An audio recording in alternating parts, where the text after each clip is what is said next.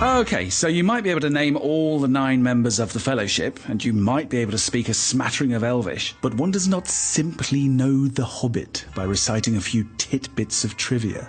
Here are 11 facts you probably didn't know about the Hobbit in less than 4 minutes. Big breath now. In a hole in the ground, there lived a hobbit. That's how the Hobbit starts. But these words were first written by a bored J.R.R. Tolkien as he was marking summer exams. Intrigued by the words, he resolved to delve into the matter in more detail. Names always generate a story in my mind, he wrote later. I thought I'd better find out what hobbits were like. The thing is, Tolkien didn't even come up with the word hobbit, though it's usually attributed to him. The Oxford English Dictionary threw a spanner in the words by pointing out the word first appeared in a 19th century book of folklore as an obscure word for little people or fairies. While writing Lord of the Rings, the author realised that he needed to tweak Bilbo's original meeting with Gollum to make events match his much darker sequel. So he rewrote it so Gollum doesn't willingly lose his precious ring. Bilbo wasn't always going to be so bumbling. During one of the early drafts, Tolkien actually made the little leaf-smoking chap deliver the killer blow to Smaug before leaving it to more capable hands. The first positive review of The Hobbit came from a 10-year-old boy called Rayner Unwin. He was the son of Sir Stanley Unwin, a publisher who asked for his son's opinion. It was probably the review that sealed the deal for Tolkien's career. This book is good and should appeal to all children between the ages of 5 and 9. Precocious little fella, eh? Apparently, Tolkien was a bit of a keen doodler as well. The author's illustrations would almost become as iconic as his writing. The black and white maps that appeared in The Hobbit are Tolkien's, as was the famous front cover landscape that still adorns some editions of the book. Initial hopes for the book weren't exactly sky high.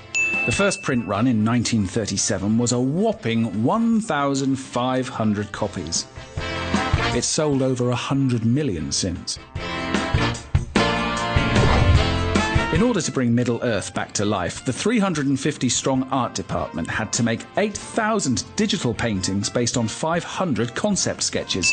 Lead illustrators and conceptual artists Alan Lee and John Howe, the eyes behind the Lord of the Rings' distinctive look, cheekily pranked in a video blog that they'd started drawing in 3D too, by claiming to each be drawing the same picture, one in red, one in blue, and wearing glasses to see the combined result. You crazy kids. When The Hobbit was first published, as we know, in 1937, it benefited from having a hugely positive review written anonymously in the Times Literary Supplement, bigging up the book as a classic. This review was actually written by another popular fantasy writer, C.S. Lewis, who just happened to be Tolkien's mate. A ruddy little ignoramus was Tolkien's view on Adolf Hitler. When it came to publishing the book in Nazi Germany in 1938, the author was asked to produce evidence of his Aryan heritage.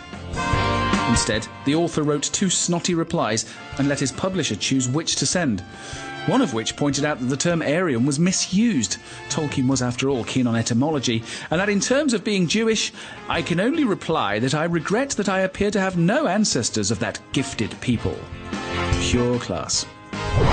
The pages of The Hobbit are a bit of a sausage fest, with only one female character actually getting a name, and that's Bilbo's mum, Belladonna Took.